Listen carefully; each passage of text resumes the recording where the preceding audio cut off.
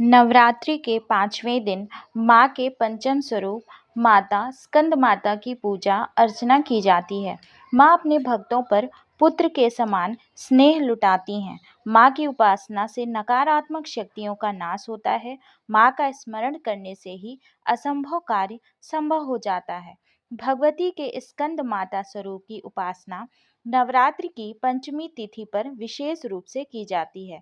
देवी के इस स्वरूप की आराधना से व्यक्ति की सभी मनोकामनाएं पूर्ण होती हैं, वहीं उसके मोक्ष का मार्ग सुलभ हो जाता है। कार्तिकेय की माता होने के कारण ही देवी के इस स्वरूप को स्कंद माता नाम मिला। काशी खंड देवी पुराण और स्कंद पुराण में देवी का विराट वर्णन है। माँ की उपासना से परम शांति और सुख का अनुभव होता है। माँ स्कंद माता भगवान कार्तिकेय की माँ है। माँ के स्वरूप की बात करें तो स्कंद माता की गोद में स्कंद देव गोद में बैठे हुए हैं। माँ स्कंद माता कमल के आसन पर विराजमान है। इस वजह से इन्हें पद्मासना देवी भी कहा जाता है। माँ स्कंद माता को गौरी, महेश्वरी, पार्वती एवं उमा नाम से भी जानते हैं। माँ का वाहन सिंह है। मान्यता है कि माँ की उपासना करने से संतान की प्राप्ति होती है। स्कंद माता की पूजा करने से संतान की प्राप्ति होती है एवं अलौकिक तेज प्राप्त होता है। स्कंद माता की पूजा मात्र से ही कार्तिकेय भगवान की भी पूजा हो जाती है। स्कंद माता सूर्यलोक की अधिष्ठात्री देवी होने के कारण उपासक अलौकिक तेज एवं कांति से संपन्न हो जाता है। आज मैं सुना रही हूँ चैत्र माह की 5वें दिन की स्कंद माता की बड़ी ही दुर्लभ पौराणिक कथा। पौराणिक मान्यता के अनुसार व्यक्ति की सभी प्रकार की मनोकामनाएं पूर्ण होती हैं, इसलिए इनकी कथा को आधे पर ही छोड़कर उठना अनिष्टकारी होता है और पूरा श्रवण करना कल्याणकारी माना जाता है। सभी भक्तगण इनकी कथाओं को बड़ी श्रद्धा और प्रसन्नचित मन से सुनिएगा। राजा दक्ष के युद्ध में माता सती अपने आप को अग्निकुंड में कूदकर भस्म कर दी। तत्पश्चात शिव जी विलाप करते हुए तपस्या में लीन हो गए और उन्होंने ये कहा कि इस संसार में गृहस्थी जीवन अब मुझे नहीं जीना है। और उधर एक तारकासुर नामक राक्षस ब्रह्मदेव की पूजा में अर्चना में लीन था, तो उसने ब्रह्मदेव को प्रसन्न किया। तो ब्रह्मदेव तत्पश्चात प्रकट हुए और उसको दर्शन दिए। बोले कि पुत्र जो मांगना है मांगो। तो तारकासुर ने कहा, हे ब्रह्मदेव, हे मेरे इष्ट, मुझे ऐसा वर दीजिए कि मैं अमर हो जाऊं। तत्पश्चात इस पर ब्रह्मदेव ने उत्तर दिया कि हे पुत्र, हे तारकासुर, यहाँ पे इस सृष्टि में जो भी आया है उसका अंत निश्चित है, तो तुम कोई ऐसा वर मांगो जो सृष्टि के नियमों के विरुद्ध ना हो। तारकासुर भी बहुत चतुर था। वह सोचने लगा। विचार करने के बाद उसने बोला कि मुझे शिव जी के पुत्र से ही अपनी मृत्यु स्वीकार्य है एवं मुझे शिव जी के पुत्र ही एकमात्र ऐसा व्यक्ति हो, एकमात्र ऐसा देवता हो जो मुझे पराजित कर मुझे मृत्यु प्रदान करे, क्योंकि वह जानता था शिव वैरागी हैं। शिव सती के वियोग में तपस्या में लीन हो चुके हैं, क्योंकि सती ने अपने पिता दक्ष के अग्निकुंड में समाहित होकर खुद को भस्म कर दिया था। प्रभु ब्रह्मदेव से ऐसा वरदान पाकर तारकासुर बड़ा ही आतंकी हो गया था। तीनों लोकों में उसने अपने आतंक से सभी देवी देवताओं को परेशान करके रखा था। वह इंद्रलोक पर अपना आधिपत्य स्थापित कर लिया।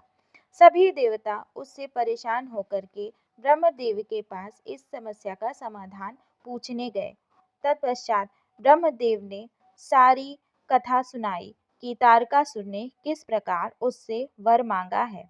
इसका तो सिर्फ एक ही समाधान है कि शिवजी का विवाह हो और एकमात्र शिव पुत्र से ही तारकासुर का वध होगा। तत्पश्चात सभी देवगण शिवजी के पास प्रस्तुत हुए।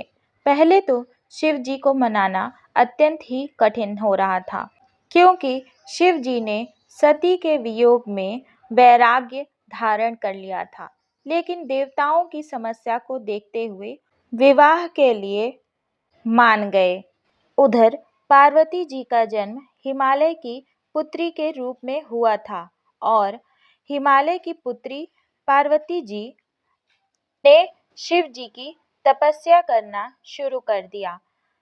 सहस्त्र वर्षों तपस्या करके शिव जी को उन्होंने प्रसन्न किया एवं शिव जी की परीक्षा में वह सफल हुई और शिव जी और पार्वती जी का विवाह संपन्न हुआ। तत्पश्चात कार्तिकेय का जन्म हुआ। कार्तिकेय बाल्यावस्था से ही बहुत वीर एवं शक्तिशाली थे।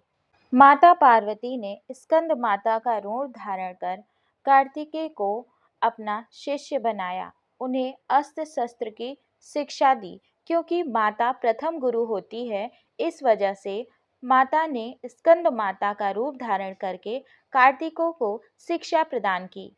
अंततः वह समय भी आ गया जिसकी देवताओं को युगों से प्रतीक्षा थी। स्कंद यानी भगवान कार्तिकेय का युद्ध तारकासुर से हुआ और यह युद्ध बहुत ही बड़ा भयानक था। इस युद्ध में कार्तिकेय जी ने अपनी माता से पग पग पर मार्गदर्शन लिया और तारकासुर नामक राक्षस को अंत किया। भगवान कार्तिकेय को सुब्रमण्यम नाम से भी जाना जाता है। इस प्रकार बालक कार्तिकेय ने स्कंद माता के संरक्षण में रहकर तारकासुर नामक राक्षस का वध किया। स्कंद माता प्रसिद्ध देवासुर संग्राम में देवताओं की सेनापति थीं। इसी वजह से पुराणों में स्कंद माता को कुमार और शक्ति के नाम से भी जाना जाता है। माँ स्कंद माता की साधना से न सिर्फ संतान सुख बल्कि रोग मुक्ति का आशीर्वाद प्राप्त किया जा सकता है। ऐसे में संतान सुख की इच्छा के साथ जो व्यक्ति माँ स्कंद माता की आराधना करना चाहता है, उन्हें नवरात्रि की 5वीं तिथि को लाल वस्त्र में सुहाग चिन्ह, सिंदूर, लाल चूड़ी, महावर, लाल बिंदी तथा सेब और लाल फूल एवं चावल बांधकर माँ की गोद भरनी चाहिए। माँ को केले का भोग अति प्रिय है। इस दिन माँ की पूजा अर्चना करते समय पीले रंग के वस्त्र धारण करें। या देवी सर्वभूतेषु माँ स्कंद माता रूपेण संस्थिता नमस्तस्यै नमस्तस्यै नमस्तस्यै नमो नमः। यह स्कंद माता का मंत्र है। आप एक अन्य मंत्र जो कि स्कंद माता को समर्पित है, इसको आप 108 बार कर सकते हैं। ओम ऐं ह्रीं क्लीं स्कंद माताय नमः। ओम ऐं ह्रीं क्लीं स्कंद माताय नमः का जाप 108 बार करना फलदायी होता है। इसी के साथ स्कंद माता की कथा एवं मंत्र का समापन होता है। जय माता दुर्गे, जय माँ स्कंद माता।